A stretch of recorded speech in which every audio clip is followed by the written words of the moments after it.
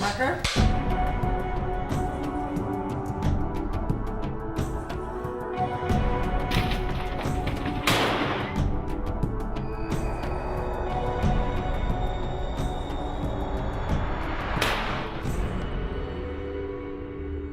The first time I read the script, I got through 10 pages and I was by myself in my apartment and I put it down because I was too scared to keep reading.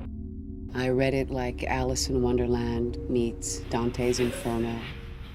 I read it, I think, a week later in the afternoon in the sun, and that's how I got through it. But that's what attracted me to the piece as well, because it was definitely a page-turner and it was something that freaked me out. When I first read the script, I was riveted. It's a spectacular piece. There's so much to it, so many levels, so many complexities, and so many wonderful themes that are permeating throughout. She's a child! She's just a child! It was quite scary. I just thought, wow, who's thought of this? How did they get these ideas? My first experience of Silent Hill was 5 years ago, and I play on PlayStation 1, Silent Hill 1. And I remember I was something like 3 or 4 hours into the game when I realized that I was playing a game which was completely unique, absolutely frightening, and basically one of the few games that actually could become a movie. Hey! Cut! I have produced the last 3 movies of Christophe, and on the set of our last movie, he told me, you know, I'm playing to a video game called Silent Hill. It's fantastic, it's scary. And like everybody said, really? Is it possible to be frightened by a game? And I said, yeah, and it's one of the most absolute fear I ever experienced in my whole life. That's maybe the first game that we can say it was mature. It was conceptualized in a very mature way. Your sins were chosen here. So then it was an adventure, because, you know, we had to go convince the Japanese people that produced the game, Konami, to give us the right to make the movie. And the only things that make the difference is the vision of Christophe. And action! They were anxious about the level of faith that a director will bring to an eventual adaptation, because that game has such a cult following. The fan base for Silent Hill is very, very protective of the game. So we've been very careful to listen to the fans and to maintain the suspense and the areas that they really feel strongly about, like the means of illumination in the darkness and certain key characters and antagonists, so to speak.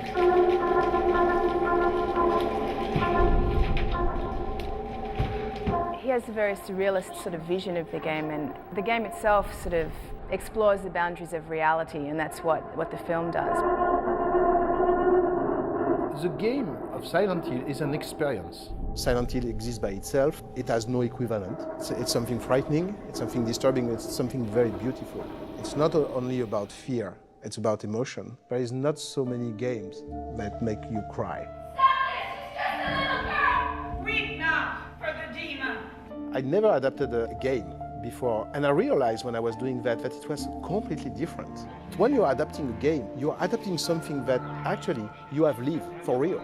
You have the feeling to have been there and bring back some truth about what was the experience to face that adventure. And the story is basically a background. And what was important in the idea to do a movie is bring back in the foreground that background story. So that was the most important challenge. Rose! When Christophe was setting out to make this film, he and Sammy called me up. And so I came in, and next thing I knew, it was, you know, what if we were to do this? And Christophe was, you know, what if we reinvented the wheel? And such began, you know, a multi-month process of hammering out a first draft. Whenever I approach anything to adapt, you have to be willing to completely disassemble it and to create something new. The one element that you must remain true to is the spirit of the material. If you're not true to the spirit of the material, then you've completely lost. Every gamer that plays this video game at home in the dark, I think will enjoy being in this theater in the dark again, having the same feeling and the same approach. The other thing we strive to do is to make it logical on a level that those who have no idea what the game is about will understand and appreciate the suspense, horrific moments, and the plotline. Shan! I see her! She's there! Shan! We wanted to create something that derived elements from the Silent Hill games and the Silent Hill universe, but was a bit of a creature on its own. Christoph, on one hand, remained profoundly true to the source material, and I remained as true as any human could attempt to the spirit of the material. In fact, we would sit around with the game during the writing of the movie. We would, more than anything, study how the camera moved as it travels through the game.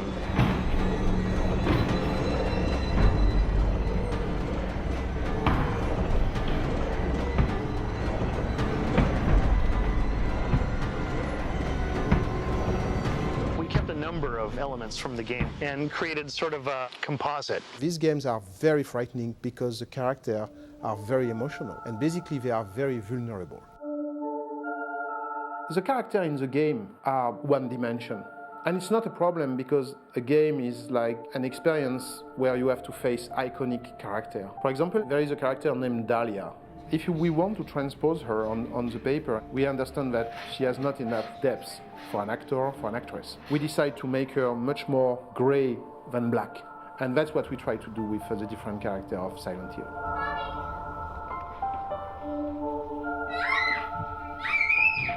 When you have to invite the audience to follow you into a crazy world, it's good that you make it through a very simple motive, like the love of a woman for a kid. Hey, Sharon! Sharon! Christoph has reworked the idea and making it a woman searching for her daughter. The main theme of the film is motherhood. Who's a good mother? Who's a bad mother? It's okay, baby. Everything's gonna be okay. The lead character of Silent Hill 1 is a man named Harry Mason. And he worked very well in the game, but when we start to write him, respecting his personality, we found that it's a woman. I don't think that it's important if the main character is wearing a dress or a pants. What is important is that we'll preserve the atmosphere of the game, which is the most important thing. So we decide that Harry Mason will become Rose. Sometimes the fan can be shocked to hear that, because they know so well Silent Hill through the game. But I'm myself a gamer, I'm a true follower of the Silent Hill mythology, and a game is a game, and a film is a film. Cutting.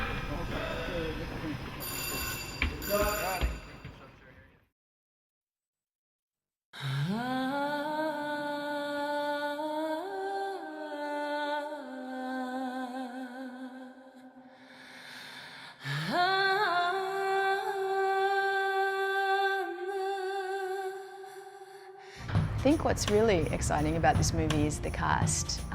There's a series of fresh faces, actors that you may be familiar with, but you haven't seen them 1,000 times before. They're going to bring life to the characters. Go!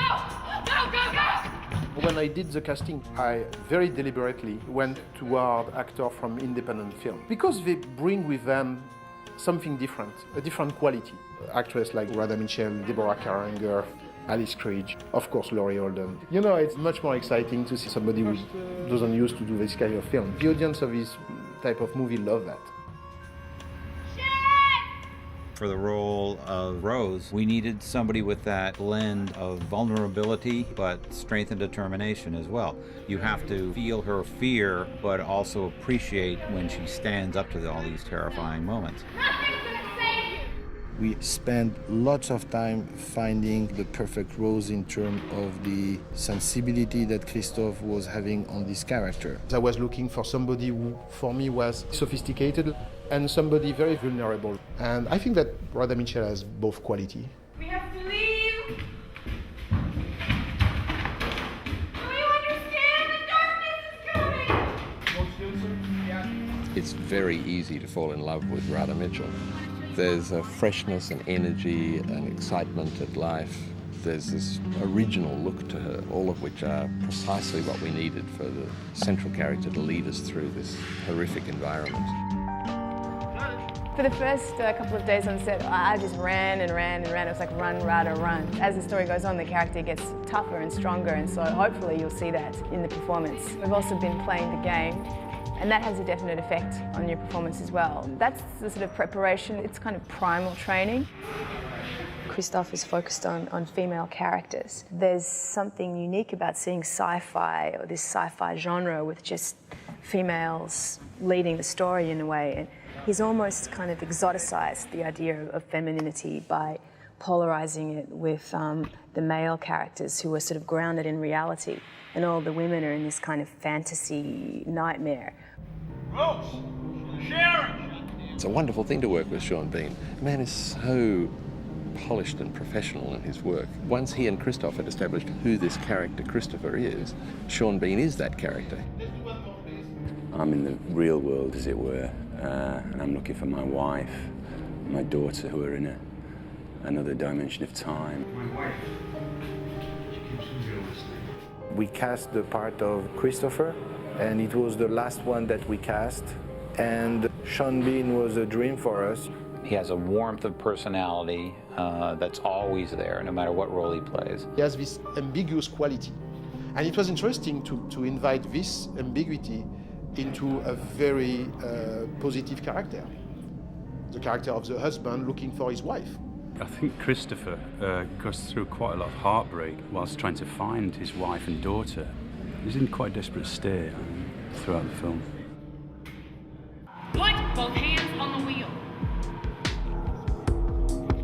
We needed to have a Sybil who was strong, authoritative, but empathetic and could make all of us care when she eventually will sacrifice herself. Laurie Holden's perfect for all that. She has all of those qualities. This is by far my coolest action role. She's an action gal, but she's got a heart. You know, she's a real person. What I like about Sybil is that there is a duality. She is very strong, but is very misunderstood. She's mine. She's mine. In the role of Dahlia, we were very, very lucky to have Deborah Kara Unger, a tremendous actress who was willing to play this role. We always want to work with her. When Christophe wrote this part of Dahlia, it was already somewhere in the mind that Deborah Unger will play the part. When Christophe proposed to me the idea of being able to work together, I said yes immediately, and then I read the script. Christophe and I have had a professional relationship for nearly 10 years. She's fearless. She will have no problem with looking as strange or as extreme as any director asks her to. For a true beauty like Deborah Kara Unger, to agree to do that, I find amazing. I've never played a part like Cassandra Dahlia before. Dahlia's been a much more complicated character than I anticipated her being. It's surprising to me that I like her so much. I love going to work every morning. I think a lot of who Dahlia is what Deborah invested her with, and just the way that she looks and so on. A lot of that came from Deborah's concept of the character. I visited every link on every fan site, and I personally got very influenced by the gamers. Take her! Burn her! Burn her as a witch! Well, you couldn't find anybody more different from Alice Krieg than Christabella. Alice is incredibly playful and sweet and generous. She's got this enthusiasm and the imagination of a child. And not many people have that, and I was quite inspired. When I first read the script, and this is not to my credit, I thought, what is this? Is this what sort of science fiction / horror? I didn't even know it was based on a game. I've never played a computer game. I don't have a child. My nieces and nephews live thousands of miles away. And then I had to read it again, and I started to see the resonances. We must burn this child! Alice, she's bigger than life. And I think that Alice brings a dimension to Christabella. Christabella is one of those characters who can so easily become a caricature.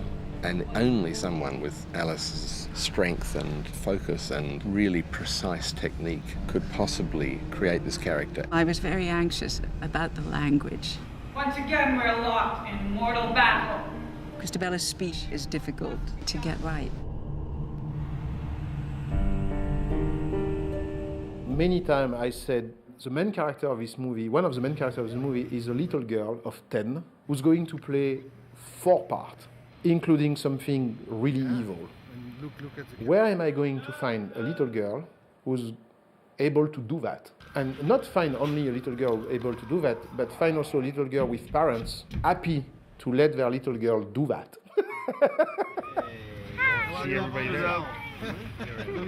When I first met Christoph, we were in the production office, and he said that at first he was worried that he wouldn't be able to find someone to play all 3 characters that were so strange.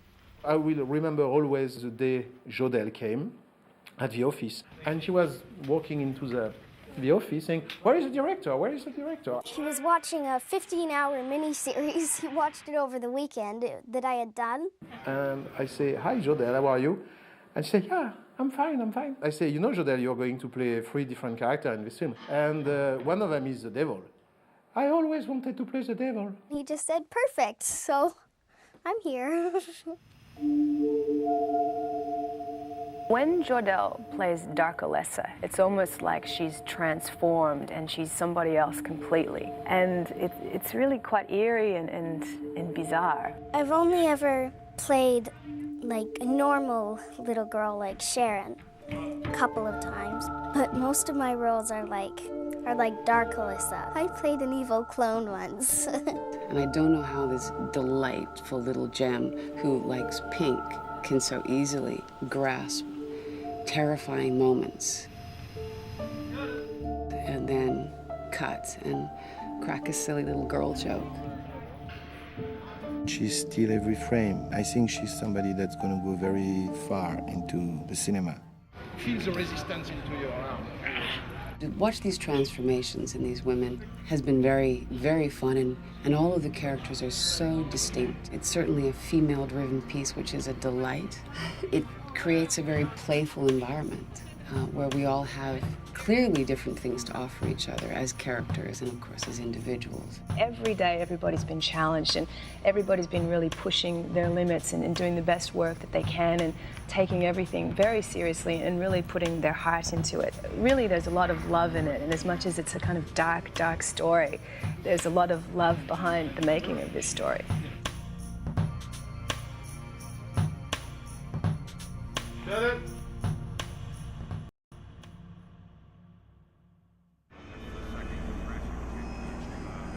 What Christoph uses in the rendition of horror films is the emotion of disgust. And he constantly disgusts us with his different, visions and insinuations. Normally, horror films are about confined space. It's about a house, a castle. It's very, very rarely more than that. For Silent Hill, we have to deal with a complete town. We basically have created the entire town of Silent Hill, which is completely deserted, covered in ash, and occasionally consumed by the most malevolent spirits imaginable. It's been such a gift. We actually have this wonderful atmosphere and these sets that just really set the stage for us to play.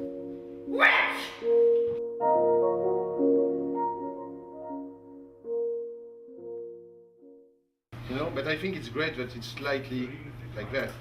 Since a long time, I wanted to work with Carol Spear, who's a very important production designer. She's facing it, and they just bend slightly. Silent Hill is a town that has been abandoned for 30 years. The paint is peeling, the walls are crumbling. We had to show things in like 3 or even 4 variations. I mean, we had a set sometimes, other than having one look, had 3 or 4 looks. We have 4 different Silent Hill. So we have a Silent Hill as it exists now today. We have Silent Hill like it was 30 years ago. We have Silent Hill in the fog, and we have a Silent Hill when the darkness arrives and when all the nightmares and the creatures appear. Basically, there's a new set every 60 seconds. So it's a visual feast. There's constantly something new to look at. We were dealing with 106 different sets and locations in the film. It's huge. I mean, for a horror film, I think it's maybe the first time it happened. It was a real challenge to try and put all the sets together and just to create the texture. I have a passion for movies with texture, and texture just, comes with the aging of sets. So I like sets that can have some age and also some history to them. Quiet, action. We found Silent Hill in Brantford. It was probably one of the best finds that we had found in terms of finding a location. She told us, I know a town not far away from Toronto. You will have the type of industrial look that you were looking for to build around that the universe of Silent Hill. Some of the businesses had closed out. They were going through some renovations, so a lot of sections of the whole street had closed down because they were going to renovate it. We were able to go in and redress and basically to make it look like the town had been abandoned for 30 years. Then you have the sets in the foggy world where there's a certain benign malevolence to them. Everything's gray, there's not much color. The color is more desaturated. Everything is falling apart and dilapidated. The mountain was just the bane of my existence. It was, it looked like a road, a mountain road. We built it so we wouldn't have to do all those CGI shots putting in fog, and the only way to guarantee that we could control the fog was to build it indoors. So we spent 8 weeks building the side of the mountain and then putting a road in and asphalting it. Then the darkness, everything is rusted, everything's decaying even further. It's just a world of rust and blood. And as we get further and further into the story, it goes from a very slight bit of rusting as she goes into the first set of darkness up to the hospital at the end where the walls are almost covered in blood. It's quite horrific, it's almost like a mental hospital that's covered in blood and gore, and it's just very spooky and very disturbing. Maybe get some of those fake blood. I like very much the set where we have the darknesses playing around because it's a hospital, but everything is decay, everything doesn't exist except in most of your nightmare vision. The hospital was 2 sections. We had a location that we used for the upper floors of the hospital. It was actually a school that we changed into a hospital. That was all aged and made to look like it had been abandoned for 30 years. And then the elevator section was built separately and shot separately. And then this section was the basement. This is the main corridor of the hospital set in the basement. It was revamped and used to make up several different corridors within the space. They give us back our purity. Purity!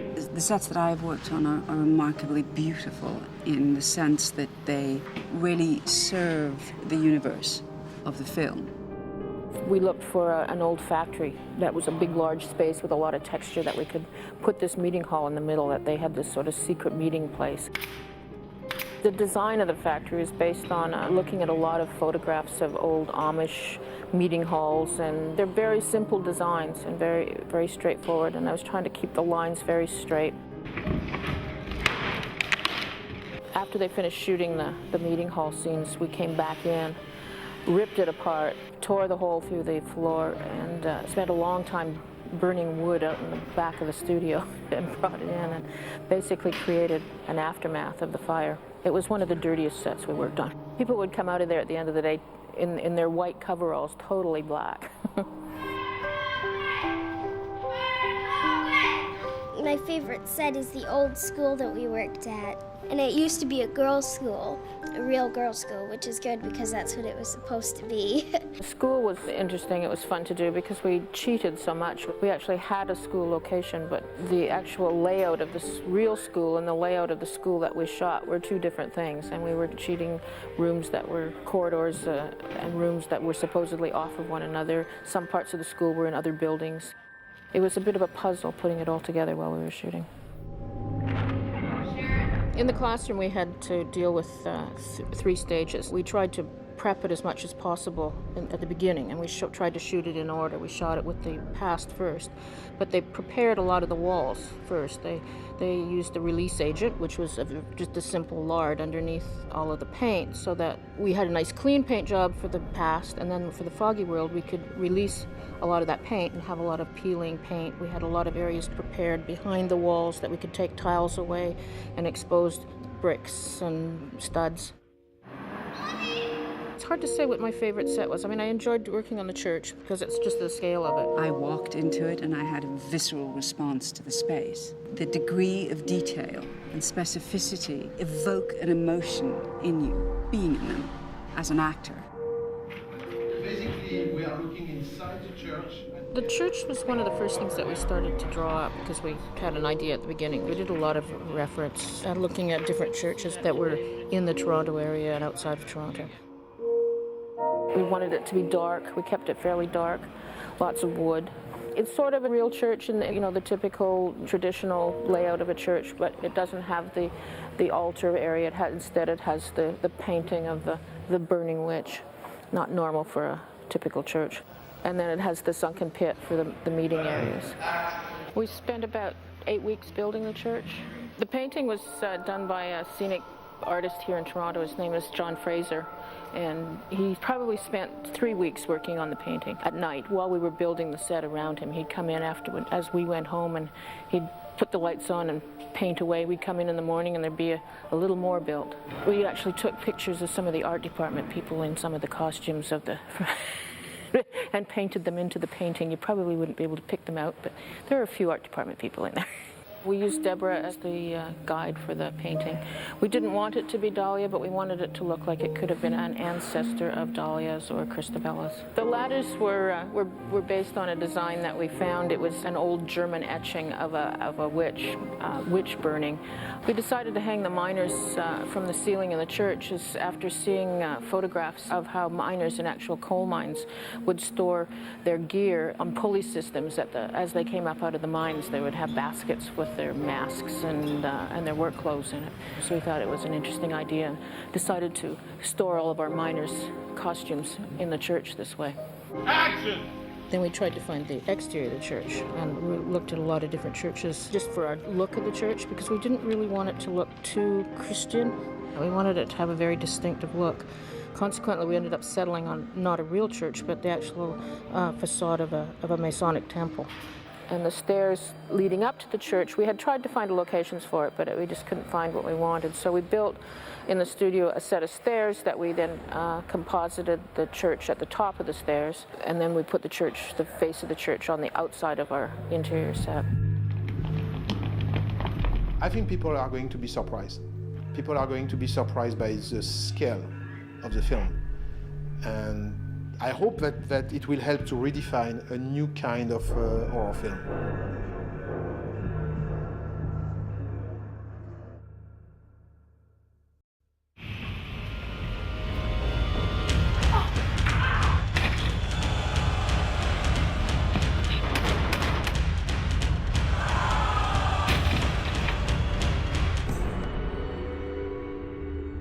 It was Christophe's vision that Rose is very much a normal person in this unnormal world. But she does get to engage in stunts, which is like every actor's fantasy.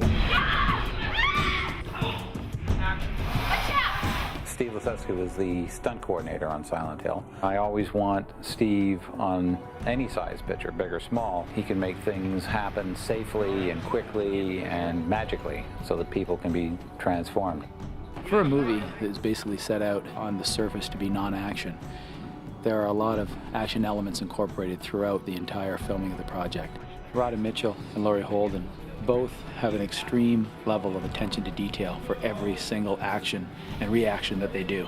I think that he made a great job training the actor how to move, how to shoot, how to jump, and be credible. Can you do that with a skirt? They want every bit of their performance to be as realistic as possible. It's an extreme amount of work for both of them, and the physical labor that goes into, as well as the acting that they have to do at the same time, has just gotten phenomenal as the days have gone on. I've gotten together with him, and he's really helped choreograph these fight sequences. I go through the whole sequence. He watches where my feet are, what foot I pivot on, where my weight transfer goes, when the ass baton gets snapped open, and what its arc is to make it look good for the camera. They ask these questions for every single action element that they do. Yeah, so that's good. Hands look,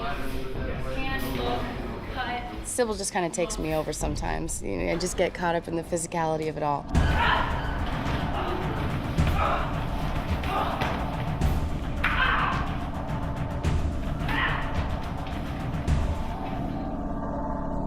If you review the scene, you'll see that Sybil is not wearing any protective gear on her arms, and the miners are wearing these huge costumes with 1.5 inch thick metal underneath them. So every time I was hitting them, I was scraping up my arm, pretty much my right arm mostly, but both of them. And they were bruised and cut up and scabbed. But at the end of the day, it was so fun and exciting, and I look at all my war wounds as my badges of honor.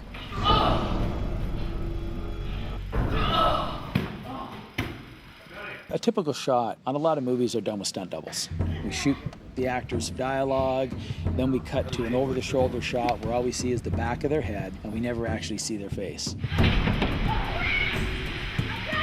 When Laurie and Rada are in the small utility room, and Red Pyramid has basically cornered them in there, we did the opposite. We actually shot from the front face on, so we could see both Laurie and Rada's faces throughout the entire sequence. I thought that I would just be primarily using my imagination. I never anticipated that there would be this huge blade that really was up against my neck. Steve Luchescu, I mean, really choreographed me going up against the wall, and I was that far away from the blade. 2, 3. I needed to get my head out of the way at the precise moment, or there could have been a problem. For me, the scene in the boiler room was very much about playing limbo, because this big sword would come in and over the top of us, and I'd have to like bend back, try not to get my head cut off. So we rehearsed it and rehearsed it and rehearsed it. The blade was coming in at a very slow speed at first, and then we doubled the speed and doubled it again and doubled it again until we got to the final speed that we operated it at. That sort of athletic element of the film was fun, and I think it was something that both me and Laurie really enjoyed doing. There's different elements that we use throughout the whole movie with Rada. She's got a wardrobe that isn't very forgiving as far as the ability to put pads on her. So we have to put her in a special skid plate that we can drag along the floor that's molded to her body. Because if we were to drag her across the rough surface of the floor, it'd just shred the wardrobe, and every take would mean a wardrobe change and on and on and on throughout the day. But by putting the safety elements into that, Laurie can basically just grab her, drag her across a floor and through a doorway.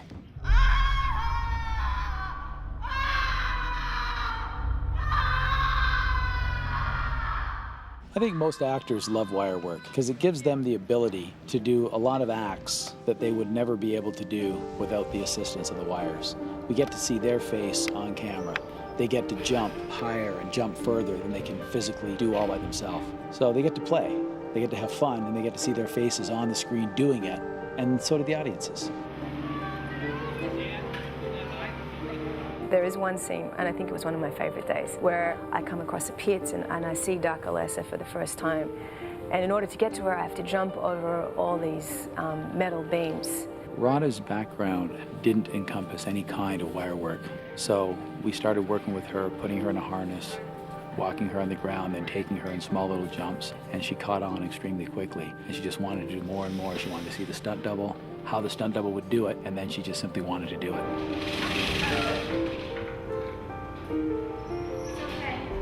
We shot almost all the footage of her going across the beams, with it really being Rada Mitchell doing the jumps from beam to beam to beam all the way across. It's okay, I'm coming over. I actually did have to jump and sort of keep my balance, so there's a certain amount of terror on my face you'll see in those scenes, and a lot of that was real. And of course, if I was going to fall, I'd be caught on the cable, but for me it was quite exciting because I'd never done it before.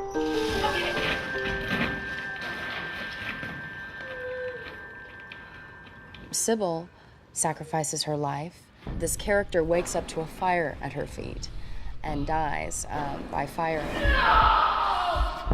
How do you prepare for a scene like that? It was absolutely terrifying. It was boiling hot. I was on a 35-foot ladder with a metal harness that was digging into my skin, and they lowered me over a fire. There were real spikes coming out of the ground, metal and wood, with the fire, and all I thought was, as I was being lowered, one slip up and I'm impaled. So the terror and the fear and the heat was all very real.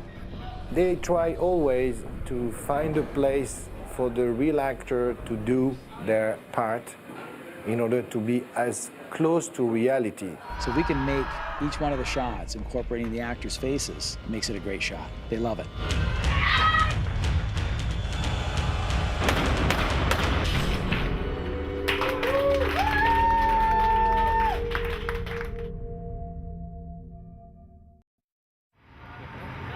This is great serious horror, with a director that appreciates what you do, monster-wise.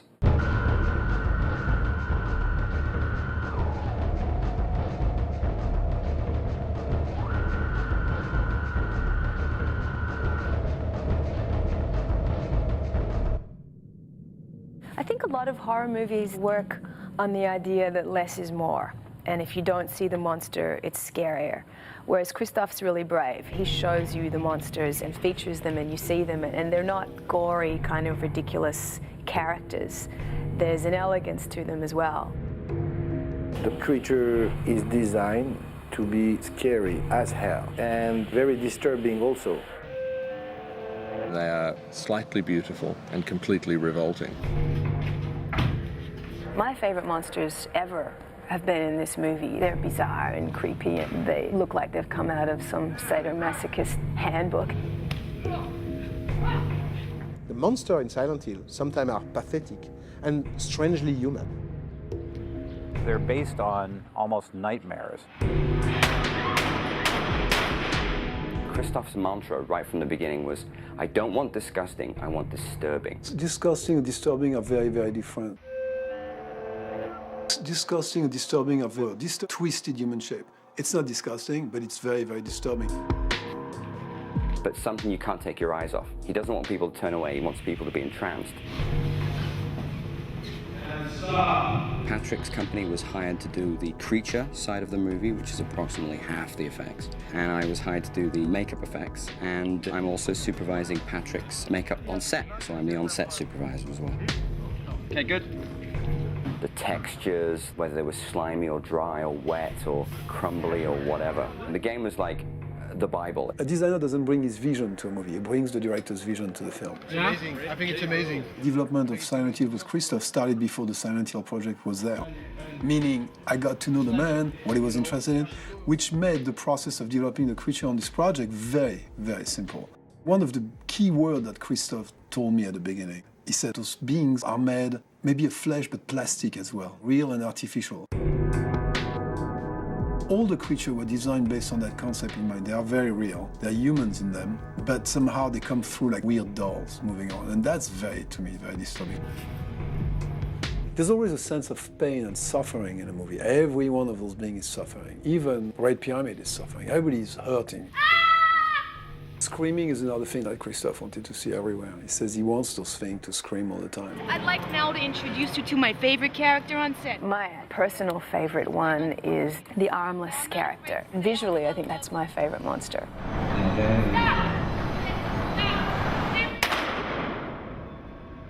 Well, armless is a suit that covers the guy completely, but it's also a very light suit. Getting into the costume, it's not a long process. The armless character was just a two-piece costume that Patrick had designed. It was a pair of skin-tight silicone legs that were airbrushed in mottled skin tones and like a plastic foam rib cage.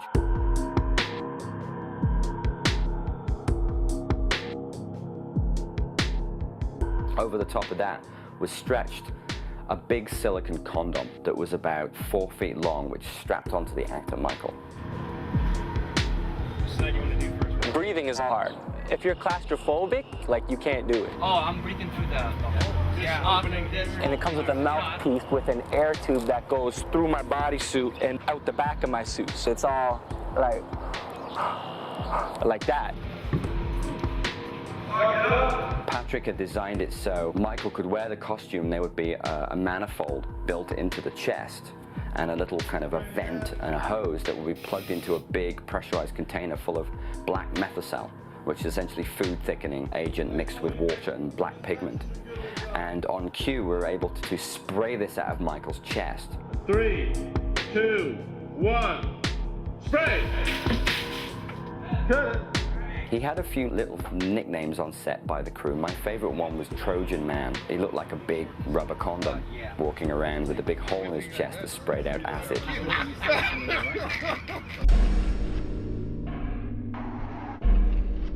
The Grey Child, that was something totally created from scratch. The idea was having your skin sliding backward.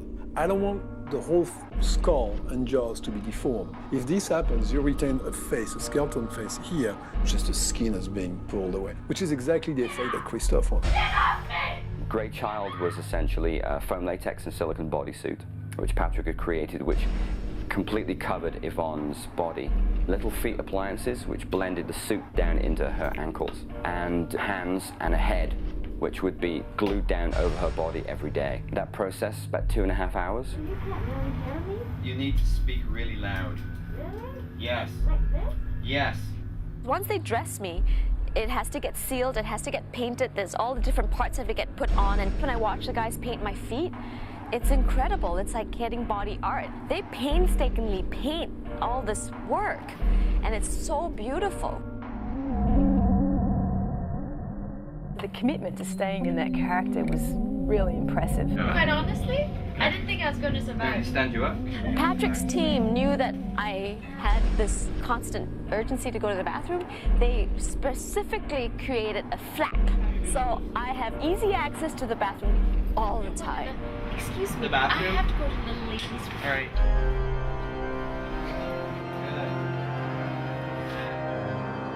There was a lot of excitement on set when the nurses came to set because they were en masse, and because there were so many women that looked exactly the same with no faces, it looked kind of like a pack of animals. Those designs came from the game, and this idea of like having no face and just a scream. We decided to just build a couple of generic masks which had the mouth open, which later will be tweaked with CGI for expression and things like that. I created the costumes and the hats of the nurses. Essentially, we took a generic body form and sculpted distressed, rotting, putrefying skin in a very thin layer over that surface.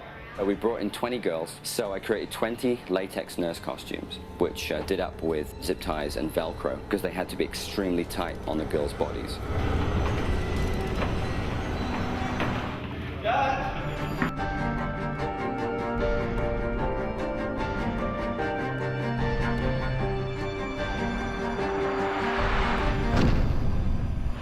And the people in effects promised me that they're going to make me one of those latex nurse outfits. I haven't received it yet, so I'm still waiting for that. Very nice, very nice. Roberto, the movement coordinator on the show, played the role of the janitor who is twisted into this tortuous shape, covered in crap and dirt, crawling across the floor with cockroaches coming out of his bum.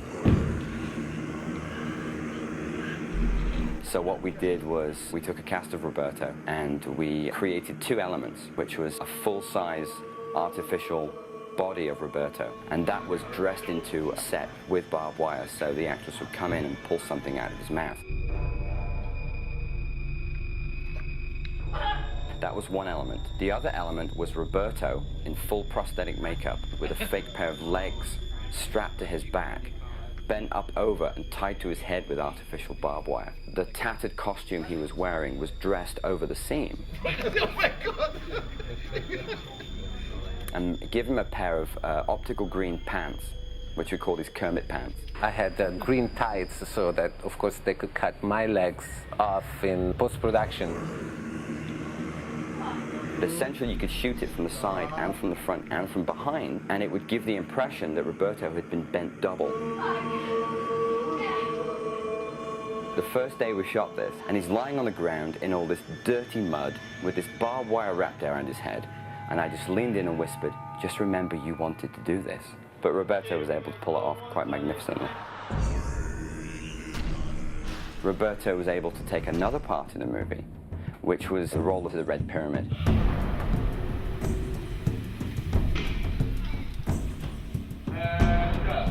The fact that it was a character that appeared in the game pretty clearly, and on top of that, it's a fantastic looking character. There was not much need to try to do something different.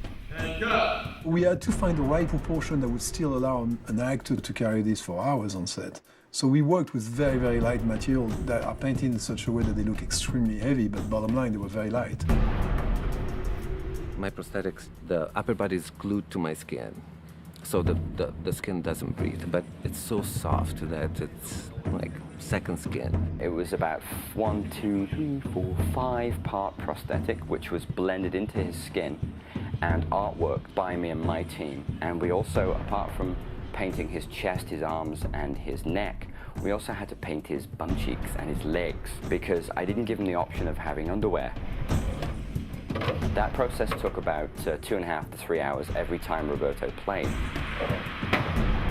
Also, Wendy Partridge had created a leg extension, so he was just shy of 7 feet tall in the complete costume. We really did come up with a very good 15-inch sole on this boot, and then with the costume coming back right down over the front of the feet, even though when you see him from behind it looks like skin and you don't know what it is, but he actually has a boot on that's 15-inch tall. The boots have 2 metal things on the outside wrapped with a band that closes with Velcro to hold my ankles really strong, so it's nice and steady.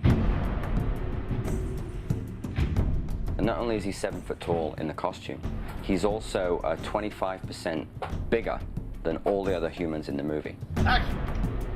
To accomplish this effect, most of the time, it was just camera angles. But when he had direct interaction, i.e. grabbing somebody by the bloody neck, we created a miniature dummy for that effect.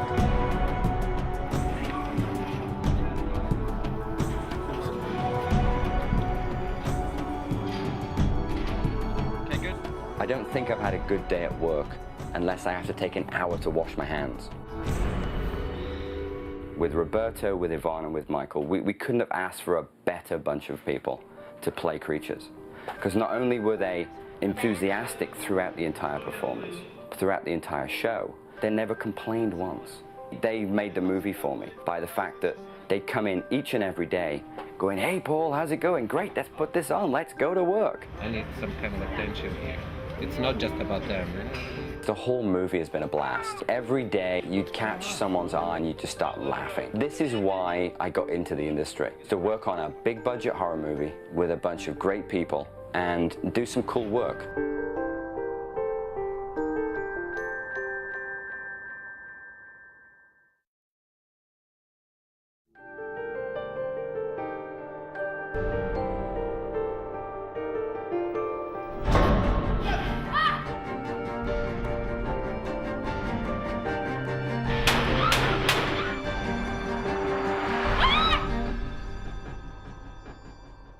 Christoph was absolutely dedicated from the beginning to have these creatures being choreographed.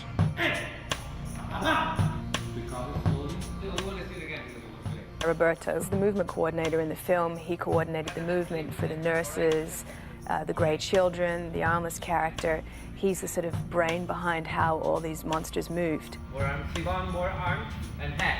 Roberto is a dancer, he's a choreographer, he understands how to create the movement, so it's very scary and creepy. More arms! These are cursed human beings in pain, and so it's an exaggerated body language. Who can do movement better than dancers? And who can train these dancers better than anybody else? Well, a choreographer. Okay, so please, the 1, 2, 3, absolutely together and down. As a movement coordinator, I was with the casting director in looking for the 3 main creatures.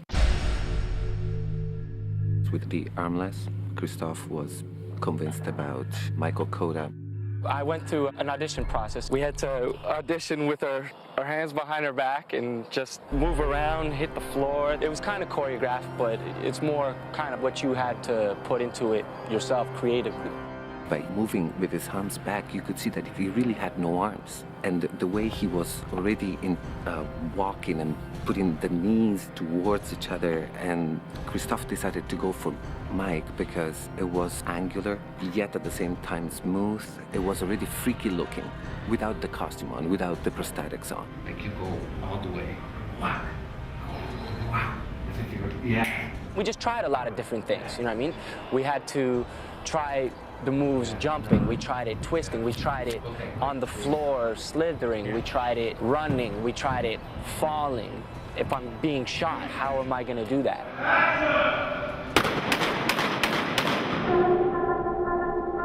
What I think the problem was for Michael at the beginning was to not be overwhelmed by the costume. His arms are like this, he's wrapped around, they put this hat on him, and that's it. He's completely blind. Of course, if you don't see anything, it's already difficult to walk. You can just imagine big movements in a very crooked way. You really got to count your steps and really know your surroundings, or you can get really, really, really hurt. As soon as you feel the left to the shoulders, just turn slightly and go forward, all right? Say I'm walking forward, I turn around and somebody shoots me. I have to be pretty much put on my mark, and I gotta really count out. So it'd be like 3 steps this way, turn around, get shot, and it's 3 little chugs backwards. Go, go, go, all right? Okay. Roberto tells me what to do, how low to go, and just puts pictures in my head that really help me get the acting across. Marker. Action. Stay on the left, stay on the left. Left, left, left. Now turn to the right. Straight ahead as you want. Straight ahead like this. Straight ahead. Michael, stop. Ready and break.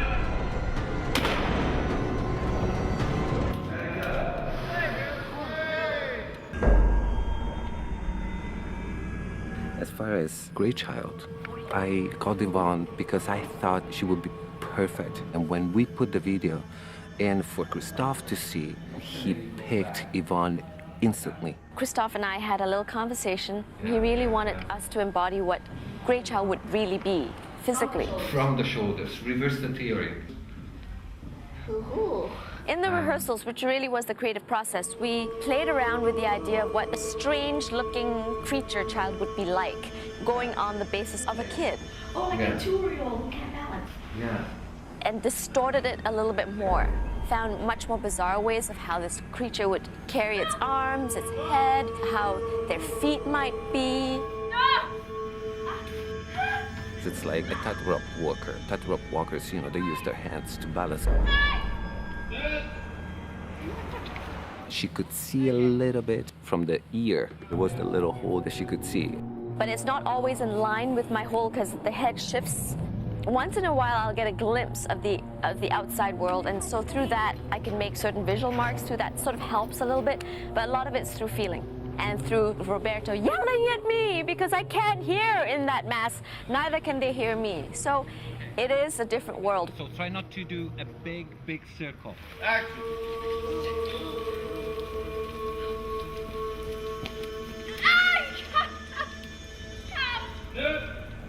To be honest, I never saw her face in real life. I don't know what she looks like. So she was this kind of mystery woman, and I could sort of hear what she was saying. I'd listen to her and she'd listen to me because she couldn't hear very much behind the mask. So it was an interesting relationship. Having Roberto on set has been great because being another dancer, a choreographer as well, he is able to speak my language. For instance, if somebody says to me, "Can you crawl?" There are many different ways of crawling. And that's where Roberto has been amazing. He's able to interpret that, work with me on that, and we've been able to figure out very quickly, because you don't have a lot of time on set, what the director's looking for.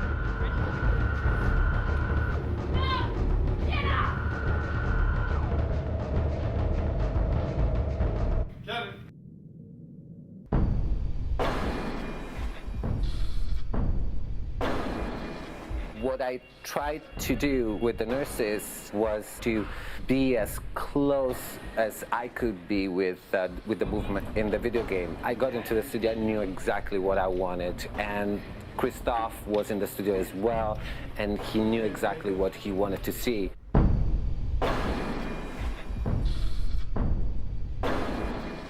were three key nurses, Chantal, Donna, and Rosalind. And Donna is the one who slashes Rada. Straight across. You'll turn when it comes. Donna already in rehearsals came out with this really kind of aggressive movement that Christophe really liked, and he decided that Donna was going to be the one who was going to slash. We were shooting really, really fast, so some of the stuff we didn't get to rehearse. And on this particular day, I had a fight scene with a nurse who had no face, so she couldn't see very well. And she ended up punching me in the jaw. Slow. Very slow. They were my favorite ones, just because it was such a strong and bizarre, crazy image.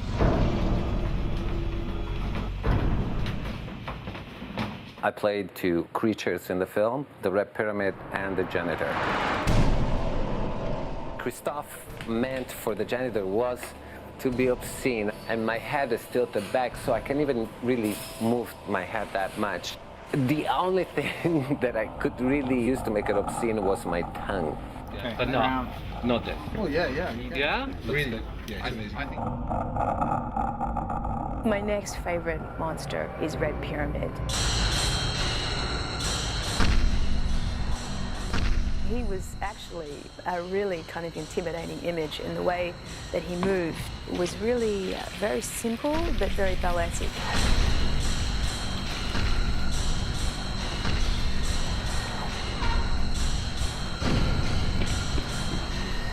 What I was trying to do as much as I could was to reproduce exactly the movement from the video game. As soon as it hits, gravity hits, he goes Exactly. with the sword, Exactly. That's, and then he flips it back. Exactly. That's the idea. I did my best effort, but the first day when all the elements were in place, meaning the tall boots and the helmet that is at least 12 pounds heavy.